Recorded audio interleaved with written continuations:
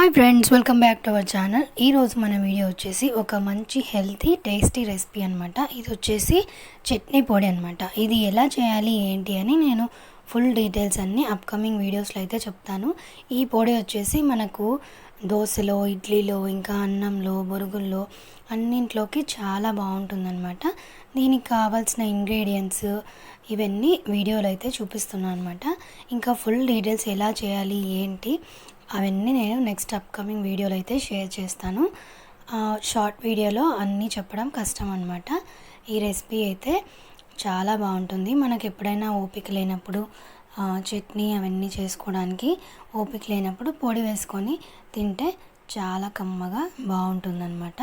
ఇంకా దీంట్లో మనకు కావాల్సిన ఇంగ్రీడియంట్స్ ఏంటి అంటే ఉద్దిబ్యాళ్ళు, శనగబ్యాళ్ళు, బుట్టలు, ఇంకా చింతపండు, మిరపకాయ, ఎండుమిరపకాయ, కొబ్బరి, ధనియాలు, బెల్లము, ఇంకా ఇవన్నీ అయితే మనకు కావాలన్నమాట.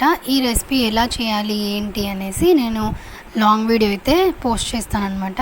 షార్ట్ వీడియోలో అయితే ప్రాసెస్ అంతా చెప్పడం కష్టం. ఈరోజు మన వీడియో అయితే మళ్ళీ నెక్స్ట్ వీడియో కలుద్దాం. Bye bye.